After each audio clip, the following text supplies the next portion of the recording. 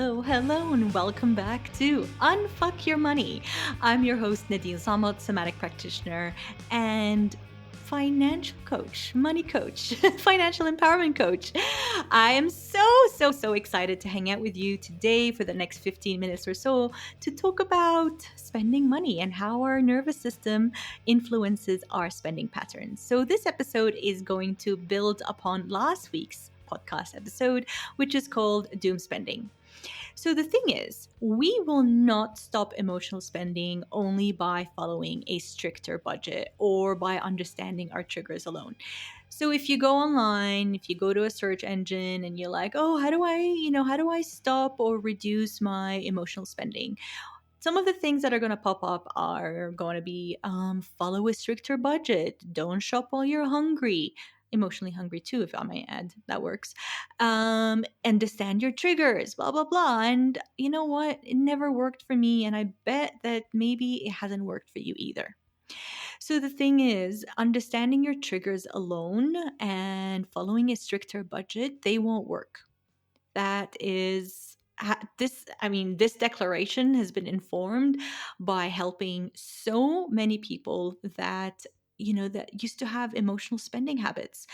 The missing link, in my humble opinion, is understanding how our nervous system influences our specific shopping habits. Because overspending, impulse shopping, doom spending, whatever you want to call it, is just a symptom of a nervous system that is dysregulated. The reasons for that dysregulations are plenty. It could be just day-to-day stress, just by looking on your phone and you're stressed. It could be caused by unmet core needs, which is something that I kind of talked about last week, but I talk more about inside of my new program, Empowered Spender. And it could be due to a myriad different things. But it is really important for us to understand what our nervous system, or how our nervous system influences our specific shopping habits. And why? It's because we need to normalize it. Okay. We need to not just normalize it and just be like, "Oh, it's fine, I'm just going to continue doing it." Because sometimes when we find ourselves shopping a lot, we need to know that we're not faulty, we're not broken. We just need to soothe our emotions and our nervous system differently. So right now, I'm going to go in and look at some of them, like teach you some of the stuff from the slides that I have created for my new program, Empowered Spender. So Empowered Spender is going to be ready for you in October. The price of that program is going to be $128, but for a few days in October. I mean, maybe a week. For the first week of October, I'm going to be selling it for $64, which is 50% off. And if you pop your name in the waitlist that's in the show notes, you will be notified. You'll be the first to know once the program goes on sale so you can grab it for the reduced price. So let's take a look at my slides here. So according to my humble definition, emotional spending is using money as a way to regulate your emotions, to soothe pain, to escape discomfort, to rebel against limits, to feel powerful, to create a sense of belonging, acceptance, or worth. Some of the triggers for emotional spendings can look like loneliness, anger, boredom, grief, overwhelm, comparison, a feeling that you're not recognized or appreciated, a lack of fulfillment, and feeling rejection and scarcity. So, okay, so we already talked about how a stricter budget might actually trigger spirals of shame and how understanding your triggers is just not enough. What is the missing link? As I was insinuating very quite blatantly, the missing link is your nervous system. So, your nervous system is your subconscious threat detector, your internal guard. Its main function is to keep you alive. It keeps you alive in two ways, either through protection or through connection. So, in the absence of threat, your nervous system keeps you alive through digestion, through, like the beautiful things that your nervous system does below your consciousness, digestion, creating the sex hormones. Why can't I think of these things off the top of my head? I'm a bit nervous recording. What else does it do? It promotes healing, like internal healing. It allows you to rest. It allows you restful sleep. It just, the normal things, the normal systems just go in a very nice flow. However, when the nervous system perceives or feels that we're in threat, it goes into survival mode or protection mode. It does that through fight, flight, freeze, or fawn.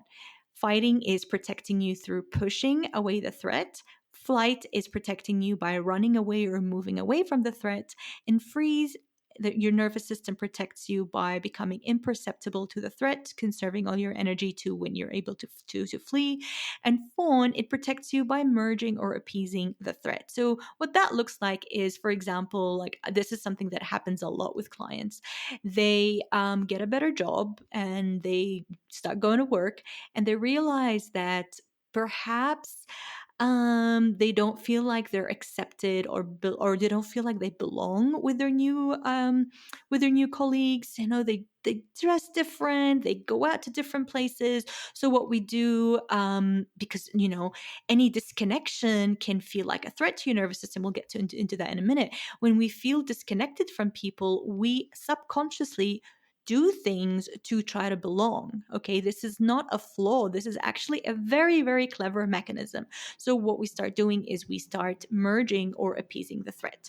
So, when we talk about threat, to our brain, to our nervous system, it cannot tell the difference between a physical saber-tooth tiger threat or an emotional or a psychological threat. So, our nervous system needs us to feel connected. That is an imperative for our survival. Okay. Threat, or the absence of safety, is anything that causes disconnection. So, meaning your nervous system is going to react to disconnecting social events or chronic dismissal of our core needs of rejection, shame, instability, all that emotional stuff, as if you're being chased by a wild animal because they are considered a threat to your survival. Anything that it deems as disconnecting is going to put you in survival mode. So, if money and what money represents to you, safety, connection, acceptance, belonging, that's what money represents to me and many of my clients. If money was historically a source of threat or disconnection, we will react to money from a place of fight, flight, freeze, or fawn or flop. Okay. So, the threat response manifests through shopping. When we're in a fight response, we will find ourselves revenge spending. Okay, like this screw it, I deserve it kind of attitude. When we find ourselves doing these big, bold purchases just to prove our worth or status or independence, that is spending from a fight response. Spending out of anger or to rebel against feeling small or worthless or ignored or disrespected. It can look like buying to like kind of assert a sense of control when things in life feel like out of control. That is buying from a fight response. Okay, so what the buying is just the symptom. What is actually happening is that your nervous system feels like it's under threat, and it's protecting you through that fight response. And a flight response, when you're fleeing from the threat, is shopping as a way to stay busy and avoid anxiety. It looks like constantly shopping or constantly browsing online, never feeling satisfied. You're trying to outrun your feelings of scarcity, failure, or unworthiness with purchases, or racking up subscriptions or productivity tools or whatever to chase that feeling of success because you're running away from a certain feeling. Okay, sometimes it's an unmet core need. The pain of having that need unmet can create that flight response in the nervous system. The freeze response, I had that a lot in January and February and March when I was sick and didn't know what was going on. I was numbing out by buying shit. Okay, so we zone out and we end up shopping, and then next day it arrives and you're like, I don't even know why I bought that. So repeating the cycles of binge and regret can can be an indication that you're in a freeze response. The phone response, like we were talking about earlier in that office example, it can also look like exaggerated generosity when you're buying gifts and shouting people for dinner, buying drinks for everyone when you cannot afford it, saying yes to things that you can't afford just because out of guilt, because you don't want people to stop liking you, paying for others to earn belonging or to prevent abandonment, buying clothes and makeup and services just to be liked and validated. So the thing is, when we're in a protective mode, your nervous system does not give a shit about your budget. I promise you that. That's why when we say, oh, yeah, follow a stricter budget. No, that won't work, because when you're in protective mode, your budget flies out of the window. Understand your triggers. Yeah, you're triggered. So what? Everything is triggering these days, right? You just go on your phone and it's triggering. If you're already very stressed in your life and you get like a ping on your phone, my phone is always silent, but like when I get a ping on my phone, I'm like, oh my God, what is it? What's going on now? What is it? Right? So understanding our triggers and following a stricter budget is not trauma informed, and that's not what I want for you. So when we're in a stress response, we overspend to soothe the stress. We buy something to feel powerless or in control again. We buy things to prove our worth. We numb out with a dopamine hit. We avoid looking at our bank accounts completely. So these are the things that happen. They're not a maths problem. They're not a mindset problem. They are a result of a dysregulated nervous system. Okay, so the medicine, the antidote to that, is to create safety for yourself. So I go very deep into this inside of my new program that I just talked about. I'm very excited about it. It's called Empowered Spender. It has 5 lessons. The first lesson is all about the nervous system. The second lesson is all about meeting our core needs. The third lesson is about our protector parts. It's very internal family systems oriented.